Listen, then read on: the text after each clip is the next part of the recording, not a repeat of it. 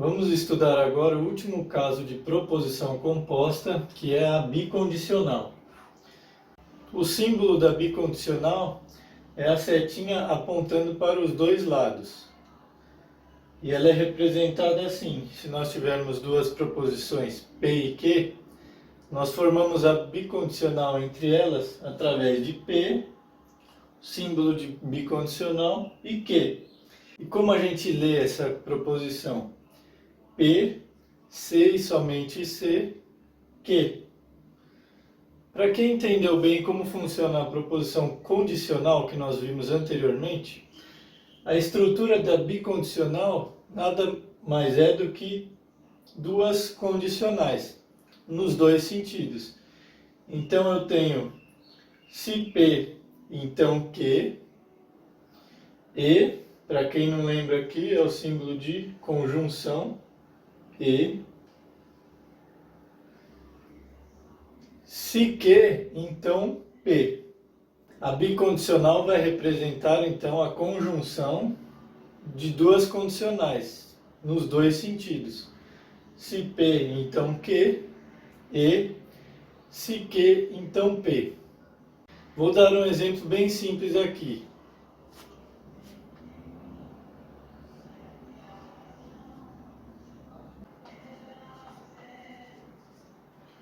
Vamos supor que a minha proposição P é 4 é maior do que 2. E a minha proposição Q, 2 é menor do que 4. Bem simples aqui, só para vocês entenderem. A minha bicondicional vai ser o quê? 4 é maior do que 2, C e somente C, 2 é menor do que 4. Vamos analisar aqui rapidinho. 4 é maior do que 2? Essa proposição é verdadeira, correto?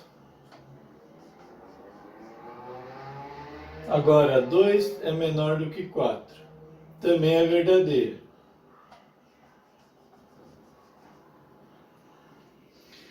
Então, quando a gente estiver analisando aqui a bicondicional, vamos imaginar que são duas condicionais. Se P, então Q. A gente viu que tanto P quanto Q são verdadeiras. Logo, a condicional lá que a gente viu anteriormente também vai ser verdadeira. E, agora, se Q, então P. Como aqui as duas são verdadeiras, já vou adiantar, essa condicional também vai ser verdadeira. Se as duas condicionais aqui são verdadeiras, logo a bicondicional também será verdadeira. Se a gente assimilar a bicondicional com essas duas condicionais aqui nos dois sentidos, vai ficar mais fácil a gente ver se é verdadeiro ou falso. Em resumo, a bicondicional P, C e somente C, Q, ela é verdadeira quando as proposições P e Q ambas têm o mesmo valor lógico. Ou são as duas verdadeiras, ou as duas são falsas. Por quê? Vamos relembrar o caso da condicional. Qual que era o único caso que ela era falsa?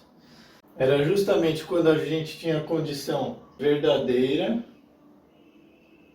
só que a consequência era falsa. Então, relembrando, na condicional, se a minha condição era verdadeira e a consequência era falsa, eu não tinha resultado esperado, a condicional era falsa. Só que agora, se isso acontecer em qualquer um dos sentidos, a minha bicondicional será falsa. Logo, se acontecer também da proposição que agora nesse caso ela vai ser a antecedente. Se ela for verdadeira, eu atendi a condição. Só que a proposição P agora for falsa, eu não tive a minha consequência. Então essa condicional aqui será falsa e consequentemente a bicondicional será falsa também. Vocês viram aqui que se eu tiver uma das proposições agora sendo falsa, ela vai fazer que uma dessas duas condicionais seja falsa, resultando na bicondicional falsa.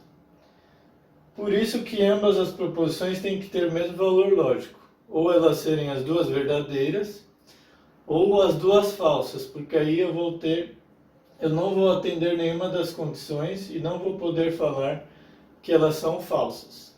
Vamos ver aqui na tabela verdade como é que fica?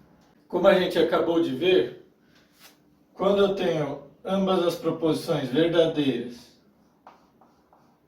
ou ambas as proposições falsas, a bicondicional é verdadeira. Só que se acontecer de uma das proposições ser falsa, uma das minhas condicionais será falsa, resultando na bicondicional também falsa. Então, nesses dois casos, se uma das proposições for falsa, a bicondicional também ficar falsa. Vamos ver agora mais alguns exemplos para ficar mais claro. Vamos lá. No exemplo 1, nós temos a seguinte bicondicional. Rafael é curitibano, C e somente C, nasceu em Curitiba. Analisando aqui, nós temos a proposição P e a proposição Q. E aqui o conectivo. Rafael é curitibano. Digamos que esse Rafael realmente é da cidade de Curitiba e é curitibano. Então, nesse caso, essa proposição seria verdadeira. E se ele é curitibano, é justamente porque ele nasceu em Curitiba. Então, aqui também seria verdadeiro. Isso é um exemplo típico de bicondicional. Quando nós temos ambas as proposições verdadeiras, a bicondicional aqui também será verdadeira. Agora vamos ver o exemplo 2. 3 é par, C e somente C, 9 é ímpar. Aqui é a primeira proposição, 3 é par. 3 não é um número par, então essa proposição é falsa. Só que a segunda aqui, a segunda fala 9 é ímpar. 9 é um número ímpar, certo? Então essa proposição é verdadeira. Porém, a bicondicional só é verdadeira se ambas são verdadeiras ou se ambas são falsas. Então, nesse segundo exemplo, como nós temos uma verdadeira e uma falsa, essa bicondicional também será falsa.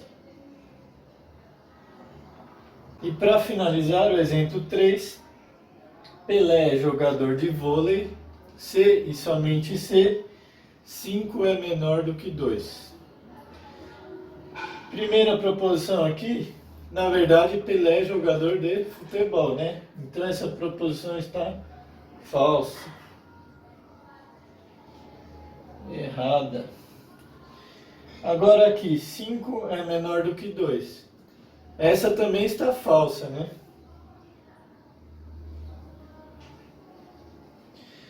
Então reparem aqui, nesse caso as duas são falsas. Porém, mesmo assim, a nossa bicondicional será verdadeira. Então, muita atenção nesse exemplo aqui, porque a bicondicional é verdadeira ou se ambas são verdadeiras ou se ambas são falsas. Aqui nós finalizamos o estudo dos principais conceitos de noções de lógicas. Para quem quiser se aprofundar mais no assunto, é bom estudar os exemplos de negação de todos esses conectivos que nós estudamos, bem como fazer exercícios de cada um. E estudar algumas classificações que temos, por exemplo, nas proposições condicionais. Bons estudos e até mais!